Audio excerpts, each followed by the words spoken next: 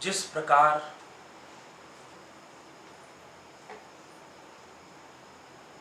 सागर में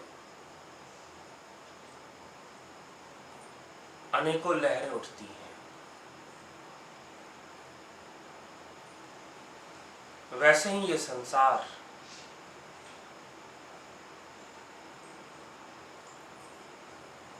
एक सागर है।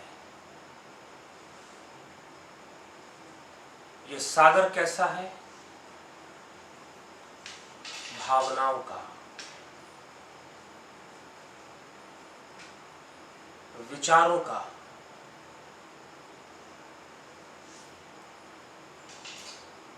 यह संपूर्ण जगत भाव जगत है।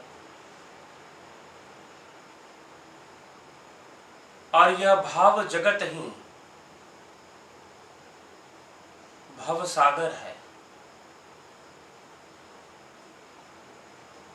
मनुष्य इन भावनाओं के वशीभूत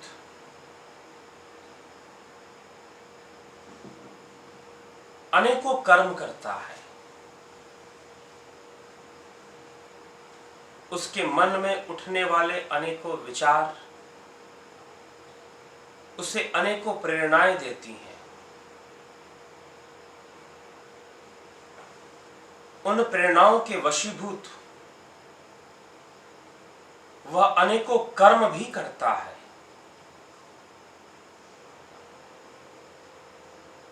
लेकिन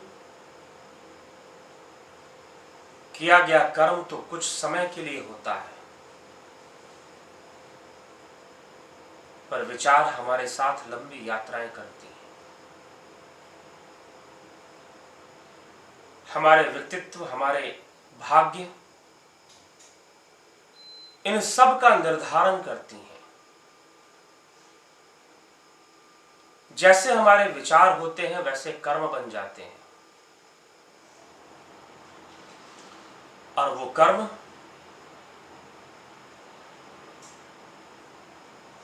जब हम कर्म कर देते हैं तो हमारा भाग्य भी बन जाता है, उसका फल हमें मिलने वाला होता है। फिर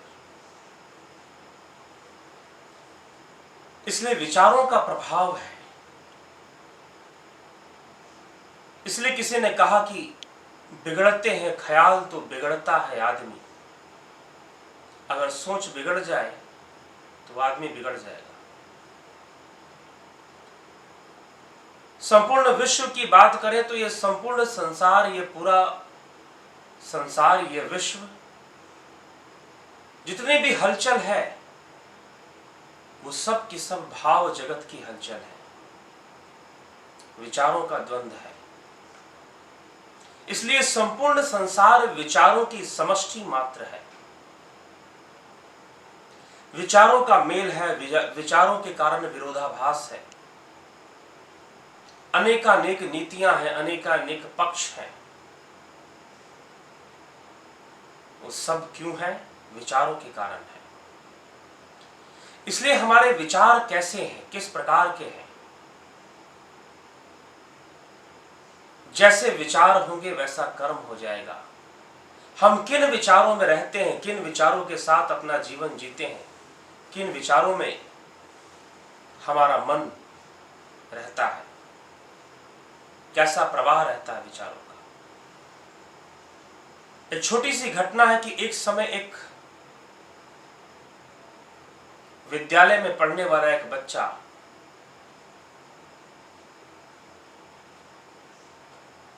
उम्र उसकी 10 से 11 वर्ष की मुश्किल से होगी।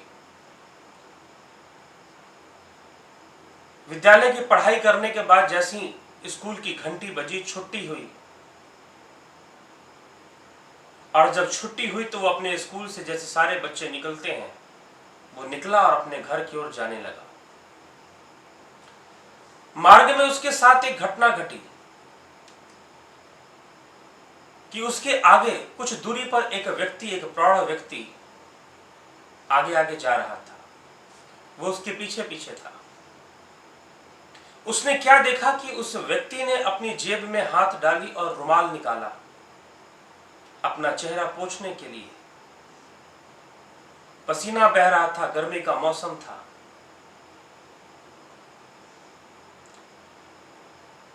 जब रुमाल निकाला तो रुमाल के साथ साथ उसका बटुआ जो पैसों से भरा हुआ था वो भी साथ में निकला।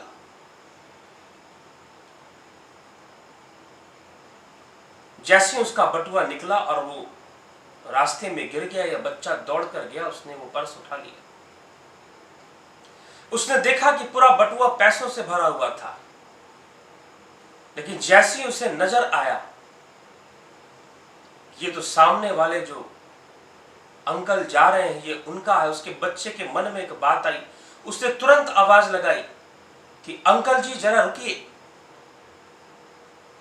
उसने आवाज तो लगाई लेकिन उसके मुख से आवाज निकली नहीं। क्यों नहीं निकली? क्योंकि जैसे ही वो बोलने वाला था, उसने जैसे ही अपना मुंह खोला, इतने में उसका कोई सहपाठी, उसका कोई मित्र पीछे से आता है और उसके मुंह को दबा देता है, उसके मुख पर हाथ रख देता है और हाथ रखकर कहता है कि अरे मित्र, अरे भाई देखो इसमें कितने पैसे हैं, क्या करते हो? बड़ी किस्मत से ऐसा मिलता है, ऐसा अवसर प्रदान होता है, ऐसा अवसर मिलता है, ये तो सौभाग्य की बात है, मत दो पैसे। इतने पैसे हैं, होटल में खाएंगे पिएंगे, सिनेमा देखेंगे सिनेमा हॉल में जाकर। एक विचार का संक्रमण हुआ उस बालक के मन में, उस छात्र के मन में। अभी एक मित्र ने कहा था, इतने में दूसरा मित्र दौड़ता हुआ आया और उसने भी वही बात कह दी कि अरे क्या कर रहे हो, वापस कर दोगे? बड़ी किस्मत से इतने पैसे मिलते हैं, चलो घूम फिर कर आएंगे, खा पी कर आएंगे। उसने कहा, तीसरा मित्र, चौथा मित्र, 4-5 मित्र उसके आ गए।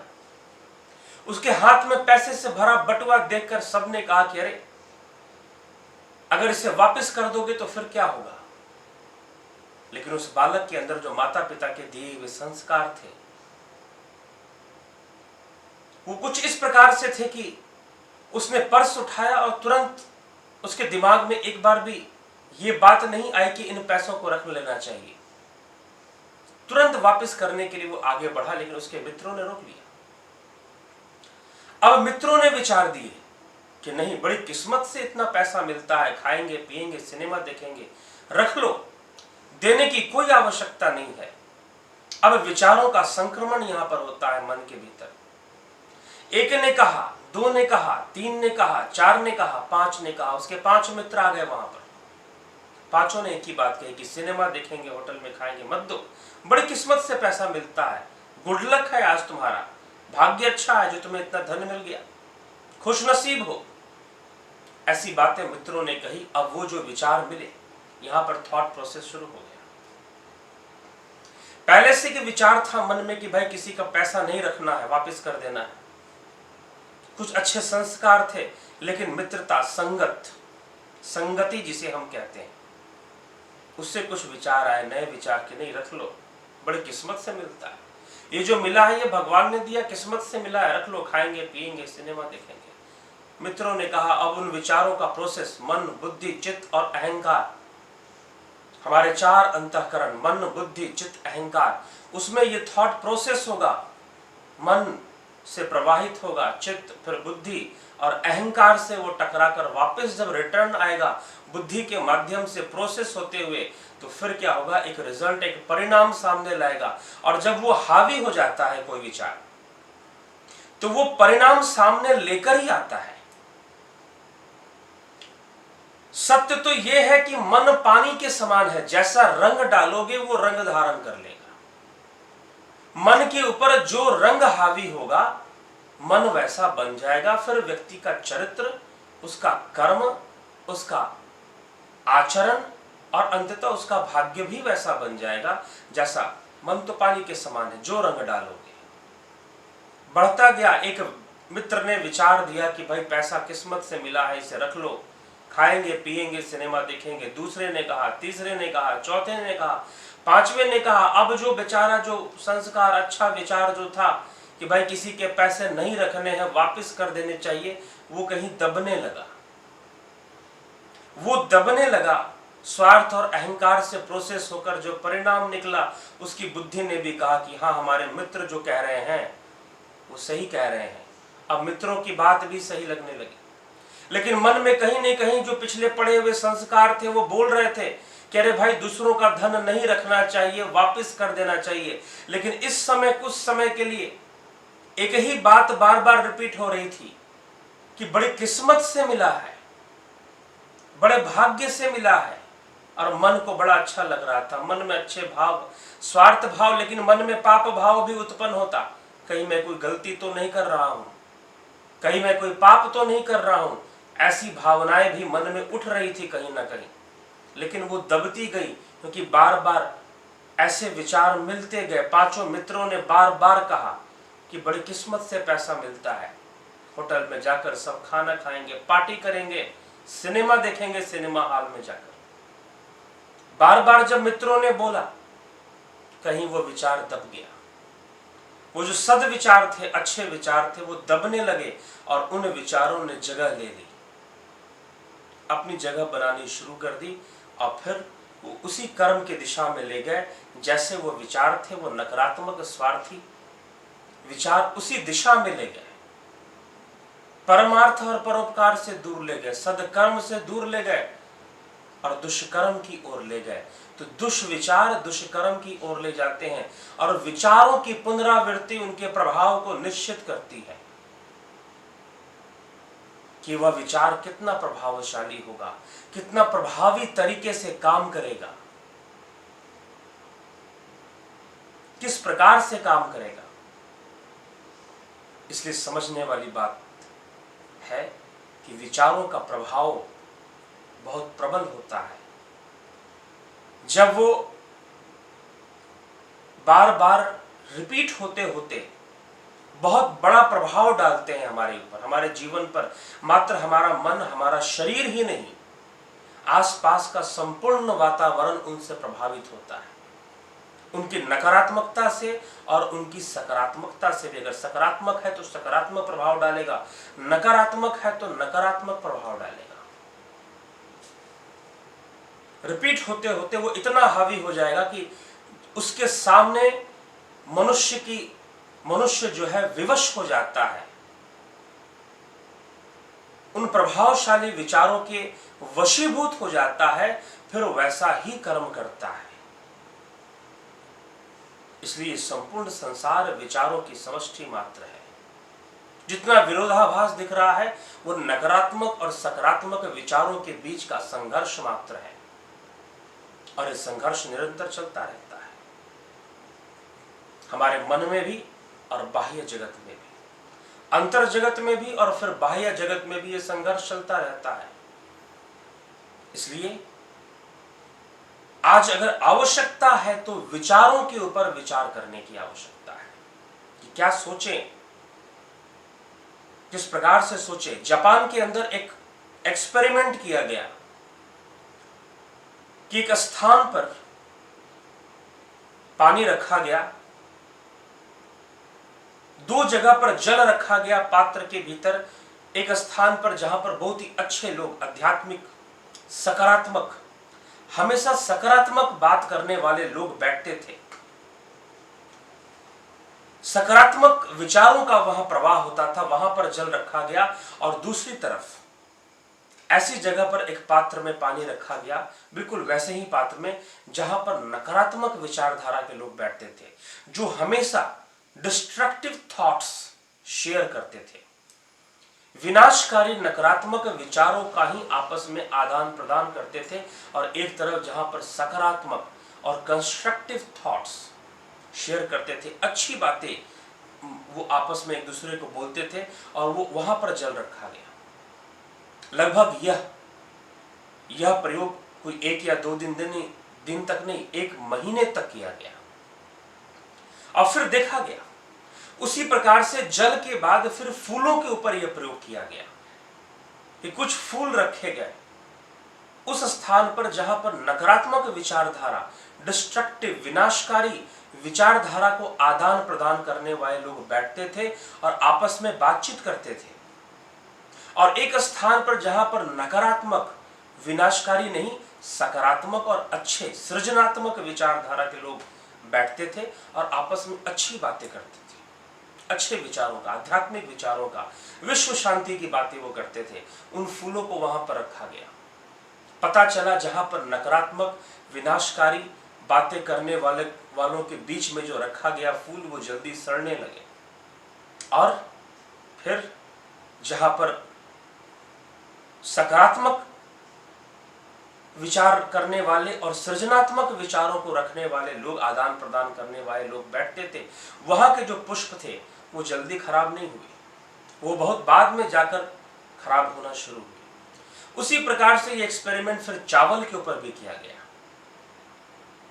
पानी पर, फूलों पर, चावल पर, और इसको देखा गया कि विचारों का क्या प्रभाव पड़ता है, सोच का क्या प्रभाव पड़ता है, नकारात्मक और सकारात्मक विचारों का। हम जो सोचते हैं उसका बहुत प्रभाव पड़ता है। हम मन की क्रिया को समझने के पहले विचारों के सिद्धांत को समझना अत्यंत आवश्यक है। अवचेतन मन, चेतन मन और फिर अति चेतन मन की अवस्थाएं हैं, ये चेतना के आधार पर है। लेकिन जब तक हम विचारों के विज्ञान को नहीं समझेंगे कि किस तरह से कार्य करते हैं और किस तरह से कमजोर और शक्तिशाली होते हैं।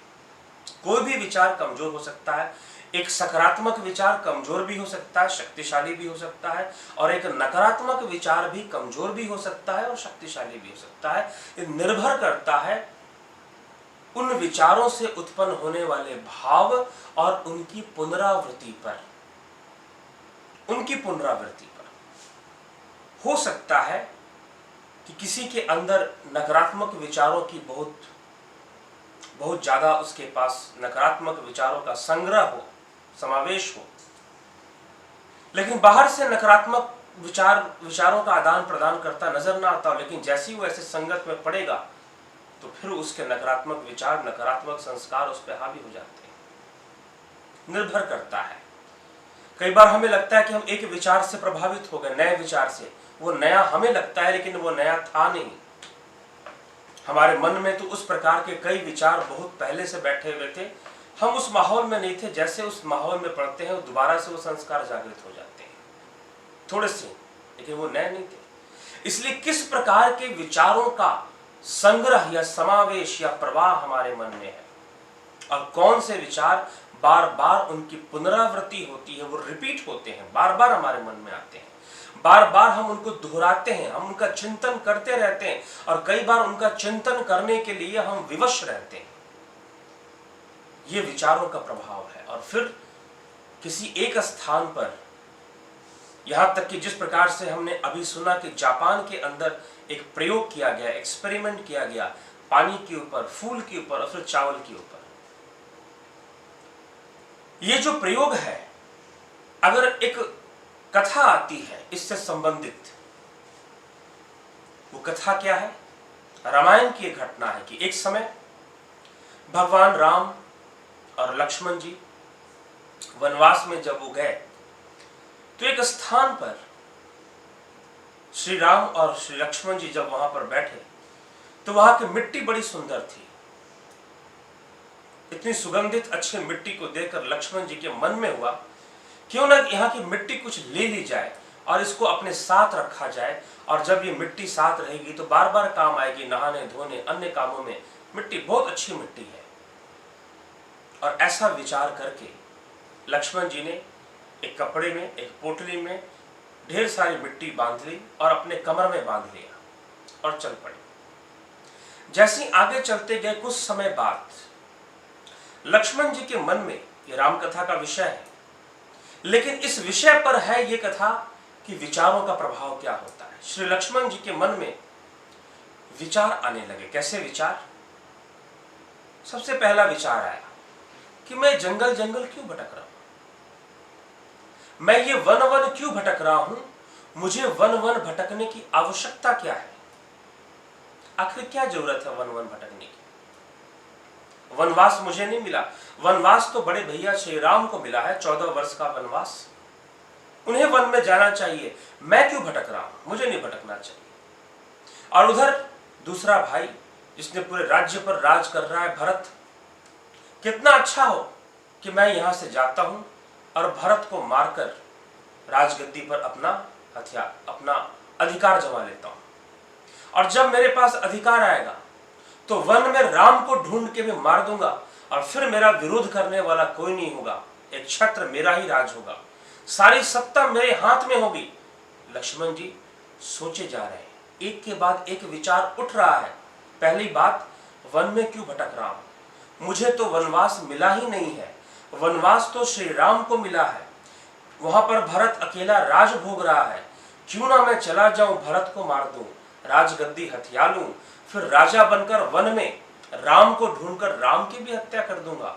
मुझे इतना कष्ट सहने की आवश्यकता क्या है? मन में विचार चलते जा रहे हैं, चलते जा रहे हैं, चलते जा रहे हैं। और लक्ष्मण जी सोचते जा रहे हैं, सोचते जा रहे हैं। लेकिन जो साधक होता है, जो योग के मार्ग पर चलने वाला है, उन्हें गुरु कृपा से शिक्षा दी जाती है कि अपने विचारों पर नजर रखो। और यही कारण था कि लक्ष्मण जी बड़े ही सचेत थे।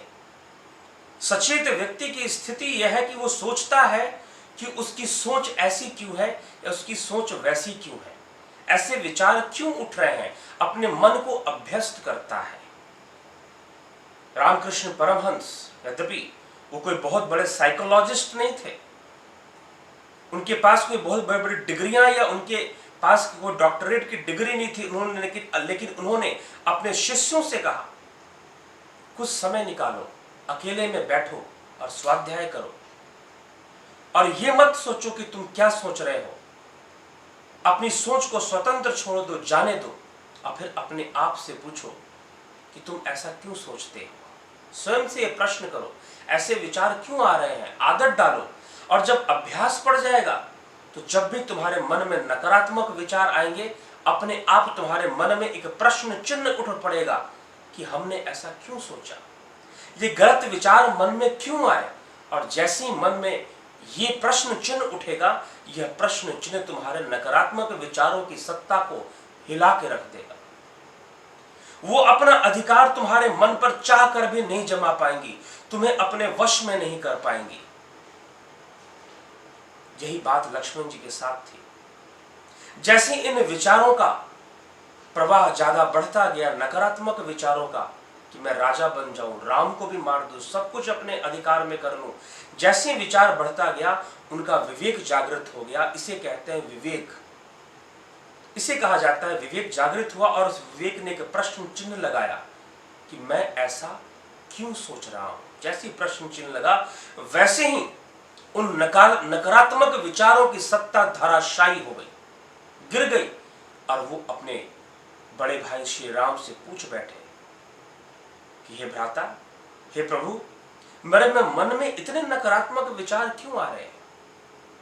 जैसे ही पूछा तो भगवान श्री राम ने कहा कि लक्ष्मण, पहले मुझे यह बताओ कि तुमने अपने कमर में यह क्या बांध के रखा हुआ है। तब श्री लक्ष्मण जी ने कहा कि जिस स्थान पर पीछे हम बैठे थे अभी कुछ देर पहले, लगभग 2 घंटे इस बात को हो गए होंगे, वहां की मिट्टी बहुत अच्छी थी, मुझे बहुत पसंद आई, अच्छी मिट्टी थी, नहाने धोने के काम आती, सुगंधित मिट्टी थी, मैंने वही मिट्टी अपने कमर में बांध रखा है। भगवान श्री राम ने कहा कि बहुत अच्छी बात है लक्ष्मण, मिट्टी बहुत अच्छी है देखने में, लगाने में, लेकिन तुम नहीं जानते उस मिट्टी के संस्कार बहुत ही बुरे हैं। जिस स्थान से तुमने मिट्टी उठाई है वह स्थान अपवित्र है, शापित है।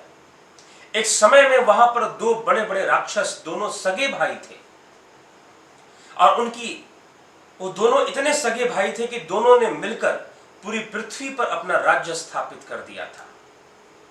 उस समय उनको हराने के लिए उनके शत्रुओं ने क्या किया, उनके बीच एक स्त्री को भेजा और एक दूसरे के प्रति भड़काना शुरू कर दिया, और उन दोनों भाइयों के मन में स्त्री और भूमि को लेकर द्वंद्व शुरू हो गया, और दोनों एक दूसरे को मारने का अवसर ढूंढने लगे।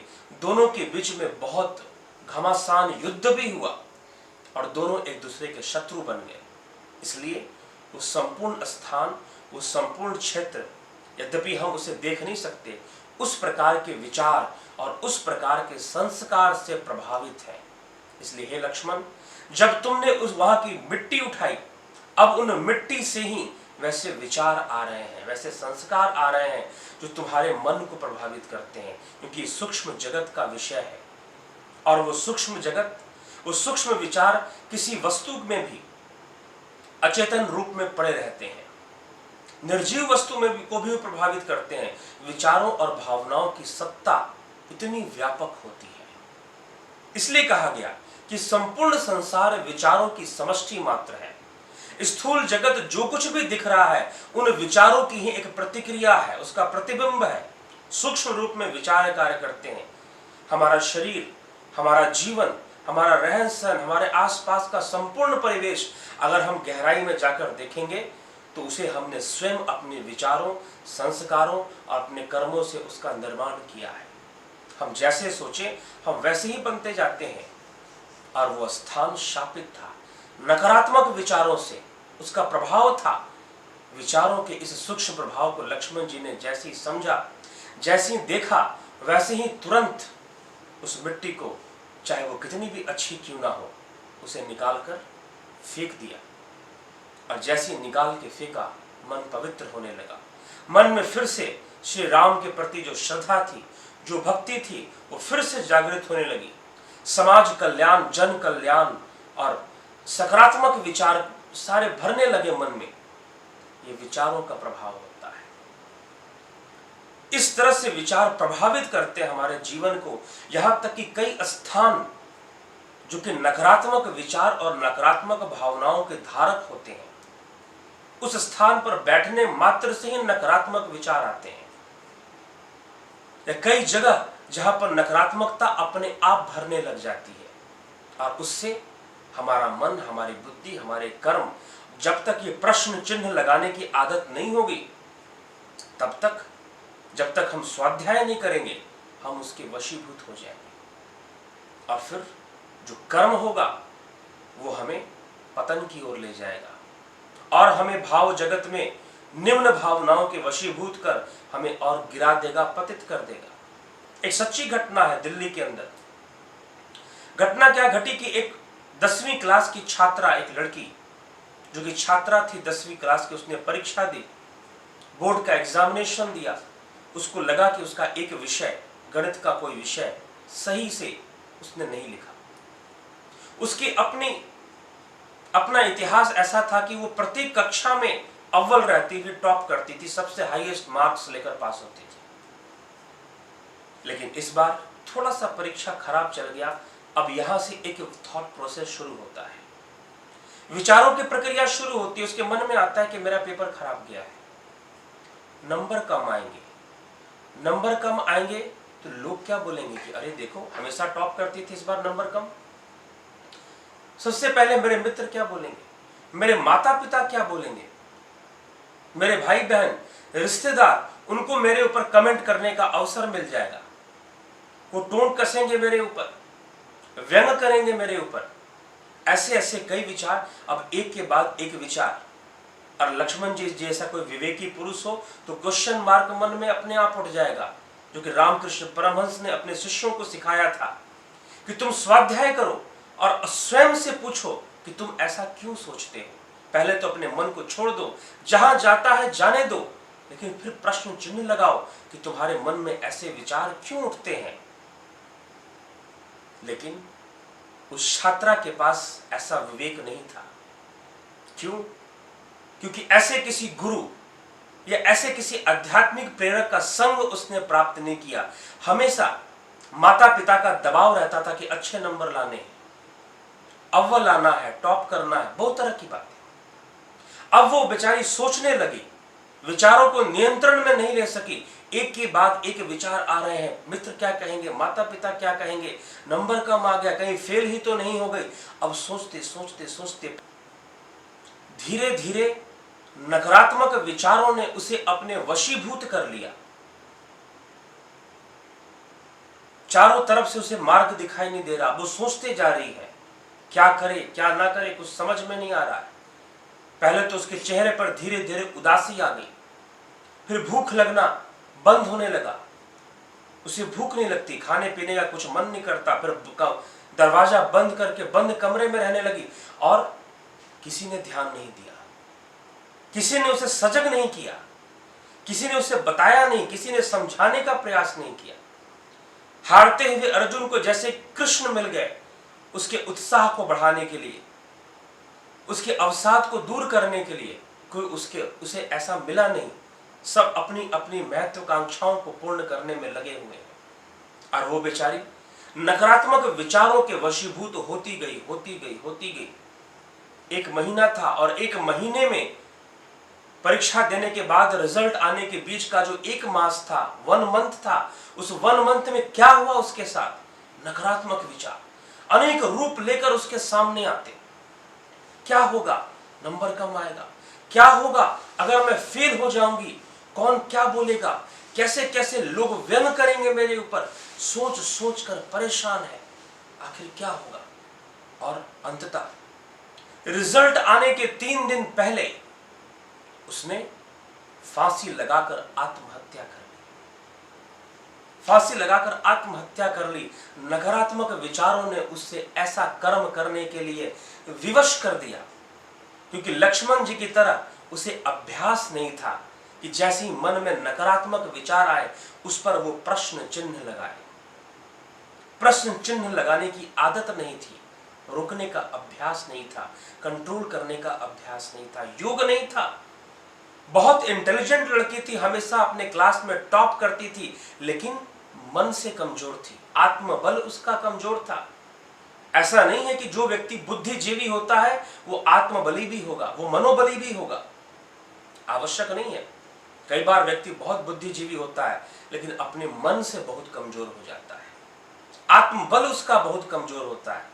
अब उस छात्रा ने आत्महत्या कर ली, और जिस दिन आत्महत्या की उसके 3 दिन बाद जब रिजल्ट आया तो पता चला कि ऑल इंडिया में उसका नाम मेरिट लिस्ट में है, टॉप 5 में उसका नाम आया है, टॉप 10 में उसका नाम आया है। बहुत अच्छे अंकों से वो नंबर लाकर पास की है। अगर जीवित होती तो बड़े से बड़ा विद्यालय, बड़े से बड़ा विश्वविद्यालय उसे अपने महाविद्यालय अपने यहाँ एडमिशन देने के लिए उसे लेटर भेज रहा था, उसे पत्र लिखता, उसे बुलाता, क्योंकि उतने अच्छे नंबरों से पास हुई। लेकिन दुर्भाग्यपूर्ण कि जब उसका ये शरीर ही नहीं रहा तो फिर क्या होगा? लेकिन नकारात्मकता खत्म नहीं होती, इसे सही समय पर नियंत्रण नहीं किया गया तो ये हावी हो जाती है। ये विचारों का प्रभाव होता है। इस प्रकार से विचार कार्य करते हैं और इस प्रकार से हमारे ऊपर प्रभावी होते हैं। हम किस तरह का सोचते हैं, हमारा चिंतन कैसा है। अब इस प्रभाव को समझ जब हम जाएंगे तो हम समझ पाएंगे कि अवचेतन मन किस प्रकार से कार्य करता है, और चेतन मन और फिर अति चेतन मन का स्वरूप क्या होता है। सबकॉन्शियस माइंड, कॉन्शियस माइंड और फिर सुपर कॉन्शियस माइंड क्या होता है, समझने का प्रयास करेंगे। अवश्य अगले व्याख्यान में हम इस विषय में चर्चा करेंगे। आप सुने पिछले व्याख्यानों को भी, अगले व्याख्यानों को भी, और सब्सक्राइब करें। तो इसी के साथ मैं अपने विचारों को विराम दूं। धन्यवाद।